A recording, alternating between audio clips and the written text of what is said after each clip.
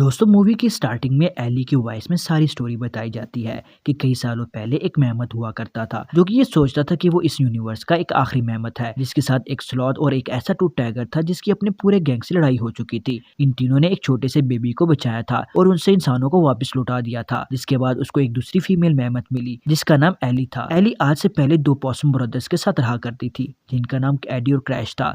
इन सभी ने आपस में मिलकर बहुत सारा टाइम गुजारा, बहुत सारे एडवेंचर्स किए और इसी के साथ लॉस्ट वर्ल्ड सिटी को भी एक्सप्लोर किया। यानी एली के अकॉर्डिंग अब तक उसने सेकंड, थर्ड, फोर्थ और फिफ्थ पार्ट के हर एडवेंचर को ड्रा कर दिया था। इसी के साथ वो बहुत ज्यादा एक्साइटेड थी अपने दोनों भाइयों को ये स्केच दिखाने के लिए ताकि एली इन सारी मेमोरी को कैप्चर कर सके। लेकिन हम यहाँ इन दोनों पॉसम ब्रदर्स को देखते हैं, एडी और क्रैश को, जो कि एडवेंचर करने के लिए रेडी बैठे थे। वो सोचते हैं कि क्यों ना हम इस पूरे के पूरे पहाड़ को तोड़ दें, किसी को नुकसान भी नहीं होगा और हम दोनों के बड़े मजे हो जाएंगे। क्या होता अगर हमें कोई परेशान ही ना करे। असल के अंदर एडी और क्रैश अपनी बड़ी बहन एली से परेशान थे कि वो उन्हें बेबी की तरह ट्रीट करती है। कैसा हो अगर ये दोनों बिल्कुल अकेले रहे, मजे की लाइफ जिए, हर वक्त पार्टी करें और चीजों को बिगाड़ते रहें। दूसरी तरफ यहाँ मैनी, डिएगो, सिड और एली एक साथ थे। जहाँ पे एली अपनी बातें सुना रही थी तो मैनी और डिएगो ने अपने कान बंद कर रखे थे। तभी एली जोर जोर से चिल्लाने लगती है कि हटो, यहाँ पे एक बड़ा सा तूफान आ रहा है। मैनी एली, डिएगो और सिड को साइड पे ले जाता है ताकि वो इस स्ट्रॉम में फंस ना जाए। लेकिन ये सारी गलती थी क्रैश और एडी की। इनकी मस्ती की वजह से इतना बड़ा माउंटेन टूट गया। जहाँ पे डिएगो गुस्सा होता है और क्रैश और एडी को खाने के लिए आता है, लेकिन तभी इनकी बड़ी बहन एली आ जाती है और इन दोनों को बचा लेती है। क्रैश और एडी कहते हैं कि अब हम आप लोगों के साथ नहीं रहना चाहते हैं, हम खुद से काम करेंगे, हम खुद से अपनी लाइफ जीना चाहते हैं। जहाँ मैनी कहता है कि तुम दोनों को प्रोटेक्शन की बहुत ज्यादा जरूरत है,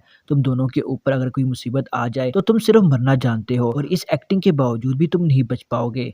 तुम अपना खाना नहीं ढूंढ सकते हो, तुम रात में सो नहीं सकते हो। इसी के साथ एली भी अपने दोनों भाइयों को मना कर देती है कि तुम दोनों यहीं रहोगे, कहीं इधर उधर नहीं जाओगे। एडी और क्रैश इन बातों को अपनी ईगो में ले लेते हैं और ये दोनों फाइनल कर ही चुके थे कि इन्हें जरूर कुछ ना कुछ नया एडवेंचर करना है। रात होने पे एली यहाँ मैनी को कहती है कि तुम्हें मेरे भाइयों को इतना कुछ नहीं कहना चाहिए था, वो छोटे हैं, नादान है, इसीलिए ऐसी चीजें कर देते हैं। तुम्हारा ये सिड कौन सा कम है। हालांकि हम सभी को पता है कि सिड कितना बड़ा स्टूपिड है। इसी के साथ एली अपनी पूरी स्टोरी बताती है कि मैं अकेली रह गई थी, मैं इन दोनों पॉसम ब्रदर्स के साथ में ही बड़ी हुई थी। जब मैं अकेली थी तो मुझे क्रैश और एडी की मॉम ने संभाला, जिसके बाद हम तीनों साथ खेला करते थे। जब क्रैश और एडी की मॉम की डेथ हो गई तब से मैं घर की बड़ी सिस्टर बन गई और तभी से मैंने इन दोनों भाइयों को संभाला है।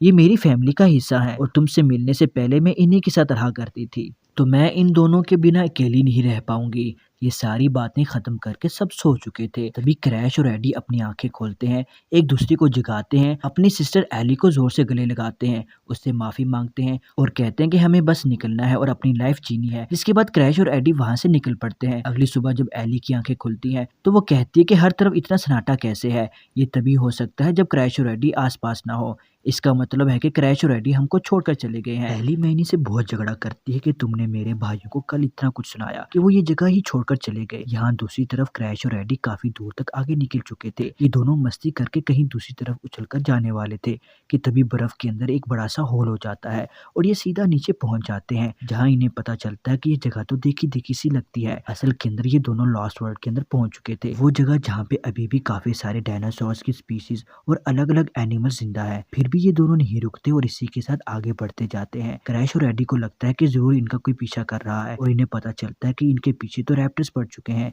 तब ये दोनों अपनी जान बचाकर काफी तेजी से भागने लगते हैं, लेकिन अभी भी इनको सुकून नहीं आ रहा था। नीचे गिरने के बाद इनके ऊपर एक स्पाइडर अटैक कर देती है जो कि इन दोनों को बहुत दूर तक भगाती है। ये दोनों स्पाइडर का शिकार बनने ही वाले थे कि तभी यहाँ बग पहुंच जाता है और इन दोनों की जान बचा चुका था। क्रैश और एडी बग को देखते ही पागल हो जाते हैं कि तुम तो एक सुपर हीरो हो, तुमने हमारी जान बचा ली है। बग कहता है कि मैं सुपर हीरो नहीं हूँ, मैं बस एक अच्छा इंसान हूँ, लेकिन तुम दोनों यहाँ पर कैसे पहुंचे। जहाँ क्रैश और एडी झूठ बोल देते हैं कि हम एली की परमिशन लेकर आए हैं, लेकिन इस बात पे बग को बिल्कुल भी बिलीव नहीं था। आखिरकार क्रैश और एडी बोल देते हैं कि हम दोनों खुद ही के सर्वाइव के लिए निकले हैं और अब हमें फैमिली की बिल्कुल भी जरूरत नहीं है और आज से हम दोनों अलग रहेंगे। बग यहाँ पे क्रैश और एडी को समझाता है कि ये जगह बहुत ज्यादा खतरनाक है और तुम दोनों एक मिनट भी यहाँ नहीं टिक पाओगे, यहाँ की कोई भी चीज तुम्हें एक मिनट में ही खत्म कर देगी, तो इससे अच्छा होगा कि चलो मैं तुम्हें घर छोड़ाता हूँ। जाने से पहले बग क्रैश और एडी को अपने घर लेकर आता है। ये जगह देखते ही क्रैश और एडी को अपना ड्रीम याद आ जाता है। बग क्रैश और एडी को छोड़ने उसी रास्ते से जाता है, लेकिन वहाँ पहुंचने से पहले ही बग की मुलाकात उसके एक पुराने दुश्मन से हो जाती है जिसका नाम ऑर्सन था। बग और ऑर्सन की काफी पुरानी लड़ाई थी, जहाँ बग का कहना था कि तुम आखिर लावा आइलैंड से बचकर वापस कैसे आए। ऑर्सन कहता है कि ये चीजें तो मैं तुम्हें बाद में में बताऊंगा, क्योंकि इस पूरी जगह पे सिर्फ मैं ही राज करना चाहता हूँ। मैं यहाँ के सारे एनिमल्स को खत्म कर दूंगा और इस जगह पे सिर्फ मैं ही रहूंगा। बग यहाँ ऑर्सन को समझाने की कोशिश करता है कि इन चीजों से कोई फायदा नहीं होगा, लेकिन ऑर्सन के पास इस टाइम 2 रैप्टर्स थे। इसी वजह से बग इस टाइम बिल्कुल भी झगड़ा नहीं करता और वहां से क्रैश और एडी को लेकर भाग जाता है। जिसके बाद वो क्रैश और एडी को सेफ रखने के लिए अपने घर में ले आता है। क्रैश और एडी इस जगह को देखते ही पागल हो जाते हैं, क्योंकि ये जगह उनके ड्रीम वर्ल्ड से मैच कर रही थी। क्रैश और एडी इस जगह को छोड़कर जाना नहीं चाहते थे, लेकिन एक तरीके से वो बग के पूरे घर को खराब कर चुके थे, हर सामान को तोड़ना फोड़ना और हर टाइम हंसी मजाक। दूसरी तरफ एली यहाँ बहुत परेशान हो रही थी, तो मैनी डिएगो से कहता है कि क्रैश और एडी की स्मेल सूंघकर बताओ कि वो कहाँ तक गए होंगे। यहाँ बग अब ऑर्सन की स्टोरी क्रैश और एडी को सुनाता है कि आज से कई सालों पहले हम लोगों ने इस जगह को एक अच्छी जगह बनाने के लिए सोचा। हमारी एक टीम थी जहाँ पे वाटरवॉल था, हर एक एनिमल एक साथ खुशी खुशी रह सकता था, कोई किसी को नहीं खाएगा, ये सभी का प्रॉमिस था। ऑर्सन ऐसा नहीं चाहता था। ऑर्सन के साथ हमारी एक फाइट हुई जिसके अंदर हमारी टीम के 2-3 मेंबर्स मारे गए। इसके बाद ऑर्सन को लावा आइलैंड में छोड़ दिया गया, लेकिन ना जाने वो वहां से बचकर कैसे आया होगा। फ्लैशबैक में हमें दिखाया जाता है ऑर्सन रैप्टर से भागता हुआ एक माउंटेन के ऊपर चढ़ रहा था, क्योंकि ऑर्सन भी बहुत डरपोक था। उसका बड़ा सा माइंड उसकी कमजोरी थी, लेकिन उसके नेल्स इतने शार्प थे कि माउंटेन से लगने के बाद उसमें चिंगारी निकलना स्टार्ट हो जाती है। सारे रैप्टर्स आग को देखकर बिल्कुल मैनिपुलेट हो जाते हैं। तब से ऑर्सन को समझ आ गया कि इन रैप्टर्स को काबू में कैसे करते हैं। यहाँ ऑर्सन ने बग के घर में रैप्टर्स को भेजा था ताकि वो बग के साथ में क्रैश और एडी को भी मार सके। बग यहाँ पे क्रैश और एडी को समझाने की कोशिश करता है कि छुप जाओ, वहाँ रैप्टर्स हैं, लेकिन क्रैश और एडी जो कि बिल्कुल इडियट पॉसम्स थे वो और ज्यादा करते हैं। अब तो रैप्टर्स इन्हें मारने ही वाले थे, तभी यहाँ अचानक से बहुत जहरीला गैस स्प्रे हो जाता है। ये एक स्कम का गैस स्प्रे था। इस स्प्रे से तो सारे एनिमल्स बेहोश हो जाते हैं, लेकिन अभी भी क्रैश और एडी बेहोश नहीं हुए थे, क्योंकि इनके ऊपर इस तरह की स्मेल का कोई असर नहीं होता। बग को जब होश आता है तो उसे पता चलता है कि यहाँ जी आई है। जी असल के अंदर बग की ग्रुप का एक मेंबर थी, लेकिन अब बग और जी साथ में काम नहीं करते हैं। जी हमेशा प्लान लेकर काम किया करती थी, लेकिन बग बस हमेशा बिना प्लान के काम किया करता था। क्रैश और एडी जी को देखकर बड़े एक्साइटेड हो जाते हैं कि ये कितनी पावरफुल गर्ल है। यहाँ फिर से जी और बग आपस में बात करते हैं, फिर से झगड़ा स्टार्ट कर देते हैं। दूसरी तरफ ऑर्सन यहाँ बग के घर पहुंचता है, लेकिन वहाँ उसे उस टाइम कोई नहीं मिलता, क्योंकि बग और दोनों पॉसम वहाँ से पहले ही भाग चुके थे। ऑर्सन अपने रैप्टर्स के साथ में वाटर हॉल पे अटैक करने वाला था। इसी वजह से बग, जी, क्रैश और एडी पहुंच जाते हैं वाटर हॉल पे और सारे एनिमल्स को इन्फॉर्म करते हैं कि यहाँ से जल्दी भाग निकलो, नहीं तो ऑर्सन अपने रैप्टर्स को लेकर आ रहा है। सभी एनिमल्स भाग ही रहे थे, इतने ही देर में ऑर्सन अपनी पूरी आर्मी के साथ आ जाता है। कैसे तैसे करके इस बार तो बग यहाँ से भाग निकलता है, लेकिन इस बार बगैर प्लान के बग फंसने ही वाला था। तब जाके जी कहते हैं कि अब तुम बताओ कि किसी प्लान की जरूरत है या नहीं है। क्रैश और एडी कहते हैं कि हम लोगों को मिलकर एक टीम बनानी चाहिए। यहाँ बग कहता है कि हमें हमारी टीम वापस से बिल्ड कर लेनी चाहिए और हम लोग वाटर होल वापस से पहले जैसा कर देंगे, लेकिन टीम होने के साथ में इन्हें ज्यादा मेंबर्स की भी जरूरत है, क्योंकि रैप्टर से वार करना कोई आसान बात नहीं है। बग यहाँ मैप के अंदर लॉस्ट लगून के बारे में बताता है कि हमें वहां तक पहुंचना है। इसी के साथ जी और बग की बनाई हुई स्कल बोर्ड के अंदर ये लोग बैठ जाते हैं और काफी दूर आगे तक बढ़ते ही रहते हैं। यहाँ पर भी बग और जी आपस में झगड़ा करने लग जाते हैं कि तुम्हारी वजह से हमारी टीम अलग हो गई। बग जी के ऊपर इल्जाम लगाता है और जी बग के ऊपर चलाने लगती है कि गलती तुम्हारी थी। दूसरी तरफ एली को अभी भी क्रैश और एडी नहीं मिले थे, तो वो बहुत ज्यादा परेशान थी। यहाँ क्रैश और एडी देखते हैं कि बग तो गहरी नींद सो गया है, तो उन्हें ही इस बोट को आगे बढ़ाना चाहिए ताकि वो बग की हेल्प कर सके। अगली सुबह जब बग की आंख खुलती है तो ये बोट क्रैश और एडी ही चला रहे थे और इसी के साथ फॉरेस्ट में जाके वो बहुत सी नई नई चीजें लेके आए। बग को भी यही लगता था कि क्रैश और एडी अकेले सरवाइव नहीं कर सकते हैं, क्योंकि उन्हें ये तक नहीं पता कि कौन सी चीज में पॉइजन है और कौन सी चीज अच्छी है। वो जितने भी फ्रूट्स लेकर आए थे वो काफी ज्यादा पॉइजन वाले थे, लेकिन इसी के साथ कुछ ऐसी लेजर्ड भी थी जो कि अपने मुंह से आग उगलती थी।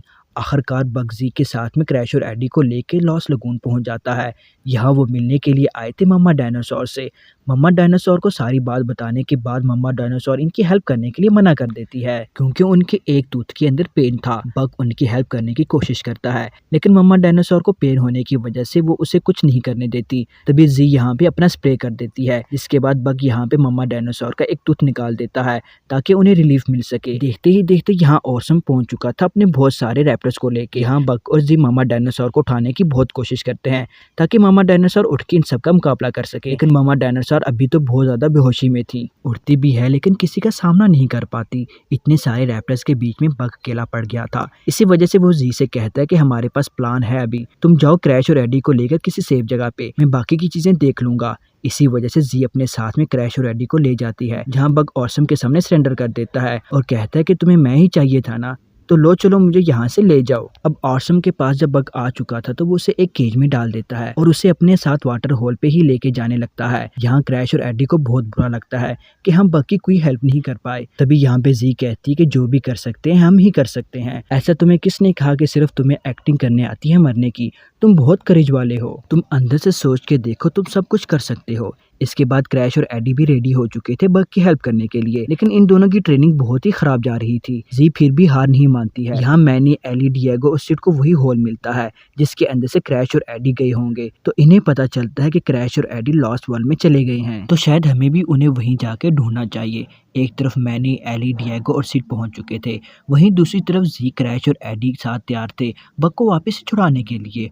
ऑसम ने बग को केज के अंदर रखा हुआ था और सारे रैप्टर्स के सामने छोड़ने वाला था कि ये सारे रैप्टर्स इस बग को अपना ब्रेकफास्ट बना लेंगे। लेकिन तभी यहाँ जी फाइट के लिए उतर जाती है और देखते ही देखते बहुत सारे रैप्टर्स को मार भगाती है। क्रैश और एडी भी पीछे नहीं रहते और इनके ऊपर बहुत भारी पड़ने लगते हैं। दूर से एली देखती है कि उसके भाई कितना ब्रेवरी के साथ लड़ रहे हैं। इतने बड़े बड़े रैप्टर्स के साथ में अब तो यहाँ बग भी केज से बाहर आ चुका था, लेकिन ये रैप्टर्स अभी भी ऑसम की बात ही मान रहे थे। क्रैश और एडी सारे रैप्टर्स के बीच में फंस चुके थे।